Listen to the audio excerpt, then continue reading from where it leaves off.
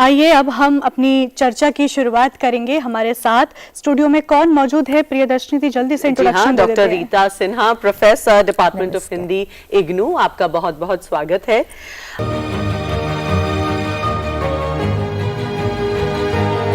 Ma'am, सामाजिक न्याय की जब भी बात की जाती है हमेशा डॉक्टर B.R. अम्बेडकर, माननीय बाबा साहब का नाम सर्वोपरि हम लोग लेते हैं। कैसे आप देखते हैं कि उन्होंने इस विषय को जन जन तक पहुंचाया? बिल्कुल, बहुत अच्छा प्रश्न है प्रियदर्शनी जी। दरअसल सामाजिक न्याय की जब हम चर्चा करते हैं तो सबसे पहले हमें देखना पड़ेगा कि सामाजिक न्याय को हम किन किन क्षेत्रों में देख सकते हैं। बिल्कुल। तो सामाजिक क्षेत्र सबसे पहले आता है।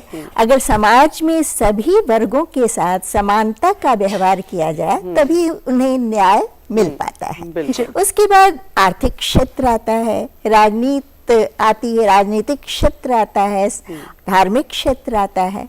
तो बाबा साहब भीमराव अंबेडकर जी ने जो योगदान दिया, उन्होंने उस समय के समाज को देखा, क्योंकि उन्होंने पुस्तक में नहीं पढ़ा था, उन्होंने अपने जीवन की पुस्तक में पढ़ा था। उन्होंने खुद महसूस किया था और ये उनकी प्रामाणिक अनुभूति रही थी किस तरह समाज में भेदभाव है।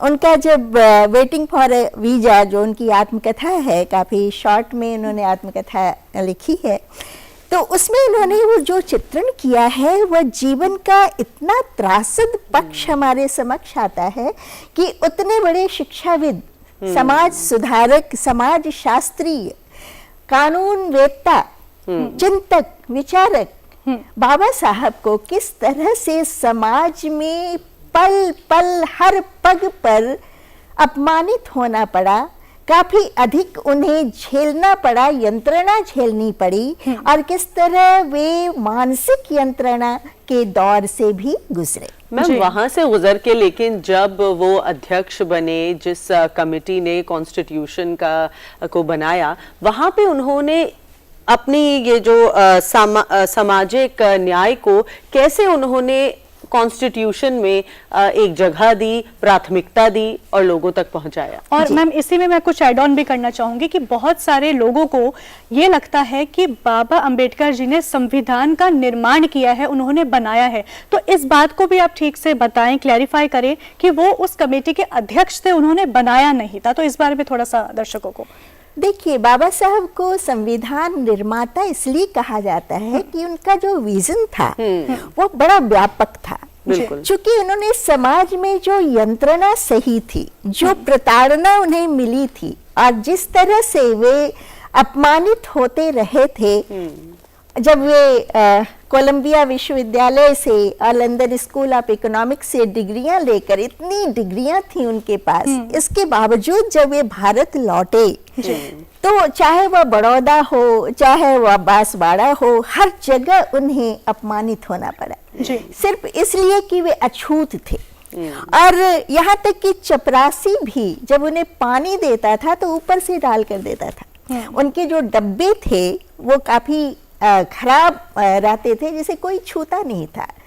वह केवल बाबा साहब ही उसमें पानी पीते थे और वे ही खुद उसकी सफाई करते थे। अब ये सोचिए जरा कि जब उनको प्यास लगती थी तो पूरी तरह से निर्भर थे चपरासी के ऊपर, लेकिन चपरासी भी इस तरह था कि वह उसकी अपनी मनमानी चलती थी। जब उसका मन होता था तो पानी देता था, और जब मन नहीं होता था तो वो देखता कि बाबा साहब पानी पीने के लिए आ रहे हैं तो वहां से खिसक जाता था। अब सोचिए कि जिन्होंने, और देखिए मैम, संसद प्रांगण में ये एक लाइव आज के दिन पर बाबा साहब अंबेडकर जी की याद में ये लाइव वहां पे पुष्पांजलि समारोह आयोजित किया जा रहा है। हम देख सकते हैं सजीव प्रसारण। मैम, आपने जैसे बताया इतने संघर्षों से गुजरकर बाबा साहेब आजाद भारत के पहले न्याय मंत्री भी बने, और साथ ही हम देख रहे हैं president of India Shrimati Murmu श्रद्धा सुमन अर्पित कर रही हैं याद में डॉक्टर B.R. अम्बेडकर की। आज का भारत नमन कर रहा है बाबा साहेब को याद कर रहा है, उनके विचारों को, उनकी सोच को। मैम, हम डिस्कशन आगे बढ़ाते हैं और आपसे जैसे मैं पूछ रही थी, इन संघर्षों को पार करने के बाद जब बाबा साहेब एक आजाद भारत के पहले न्याय मंत्री भी बने तो उन्होंने कानून में कैसे बदलाव करे, क्योंकि भारत तब नया नया था, सब कोई समझ रहे थे समाज को कैसे बनाया जाए, कैसे नई दिशा दी जाए। जी, मैं उसी की ओर आगे बढ़ रही थी। दरअसल उन्होंने जब अपने जीवन में इतनी यंत्रणा सही, तो जब वे कानून मंत्री बने और जब वो संविधान निर्माण की प्रक्रिया से होकर गुजर रहे थे और उसकी अध्यक्षता कर हम देख रहे हैं Shri Narendra Modi, Prime Minister of India and Vice President, offering floral tribute to Dr. B.R. Ambedkar. Om Birla, Lok Sabha speaker, offering floral tribute. ये एक ऐसा दिन है जब हम बाबा साहेब के विचारों को, उनकी सोच को पर पुनः विचार कर रहे हैं कि एक समाज के रूप में आज हम कहां पहुंचे हैं, उनके सिद्धांतों पे चलते हुए। मैम, आप कुछ कह रहे थे।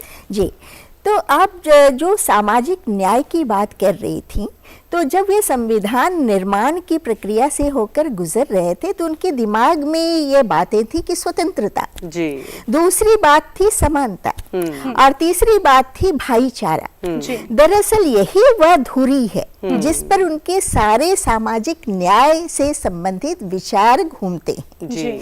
और बाबा साहब ने जब संविधान निर्माण करना आरंभ किया था तो आप सोचिए जरा कि उसमें 7,636 संशोधन हुए और इतने सारे संशोधन के बाद उसको पेश किया गया था उस समय के जो हमारे राष्ट्रपति थे डॉक्टर राजेंद्र प्रसाद जी के समक्ष।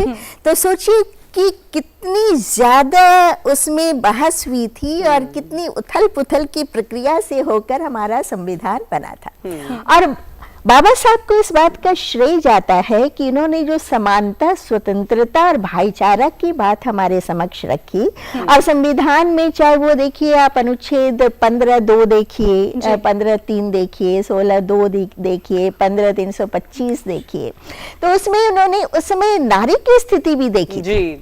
स्त्रियों की स्थिति बड़ी ही विडंबनाजनक थी उस समय और बाबा साहब ये महसूस कर रहे थे कि केवल दलित महिलाएं ही नहीं बल्कि उस समय जो सवर्ण महिलाएं थीं वे भी जो परंपरागत उनके कानून थे और जो परंपरागत नियम थे, जो सामाजिक स्थिति थी, उसमें इतनी विसंगतियां थी, इतनी विडंबनाएं थी। मैम, आपसे ये भी जानना चाहेंगे कि जो संविधान कमेटी थी उसमें भी एक दलित महिला थी, उनके बारे में शायद लोग नहीं जानते, उनके बारे में कुछ बताएं। जी, उसमें एक अनुसूचित जाति की थी दक्षयानी बेला युधन और वे उस कम्युनिटी से आती थी जिसमें ऊपर के वस्त्र को पहनना पूरी तरह वर्जित था।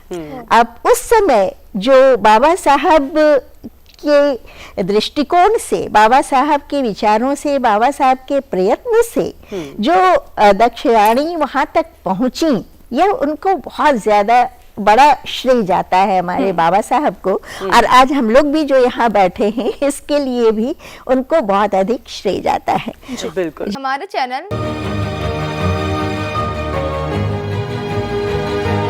लाइक, शेयर, सब्सक्राइब देखना मत भूलिएगा। जय भीम, जय भारत, जय संविधान, नमो बुद्धाय। धन्यवाद। चैनल आर्थिक समस्या से गुजर रहा है। अगर आप बहुजन समाज में बाबा साहेब अम्बेडकर और तथागत बुद्ध की विचारधारा को अधिक से अधिक लोगों तक पहुंचाना चाहते हैं तो हमें आर्थिक सहयोग प्रदान करें ताकि हम अपने चैनल के माध्यम से देश विदेश में समता, बंधुता, एकता और संवैधानिक अधिकारों को ज्यादा से ज्यादा लोगों तक पहुंचा सकें। आप अपनी सहायता राशि नीचे लिखे खाते में जमा करा सकते हैं। खाता धारक गौतम रत्ना, खाता संख्या 316957686551, IFSC कोड SBIN 0060336, बैंक भारतीय स्टेट बैंक। आप हमारे बैंक खाते का विवरण स्क्रीन पर भी देख सकते हैं। जय भीम, जय भीम। मैं गौतम रत्ना गौतम फिल्म्स प्रोडक्शन में आपका स्वागत करता हूँ। आप हमारे प्रोडक्शन हाउस के अंदर अपना कैरियर बना सकते हैं as a film director, as a producer and actor and actress and editor and cinematographer also. अगर आपको फिल्म से रिलेटेड कुछ भी प्रोजेक्ट आपको बनवाना है तो हमारे पास में पूरा सेटअप है, जिसमें फिल्म कैमरा है, शूटिंग लाइट्स है और एडिटिंग है। सारा A to Z एक ही जगह पर आपको हमारे यहाँ पर मिल जाएगा। तो दोस्तों, आप हमें कांटेक्ट कर सकते हैं हमारे नंबर्स पर 9810085714।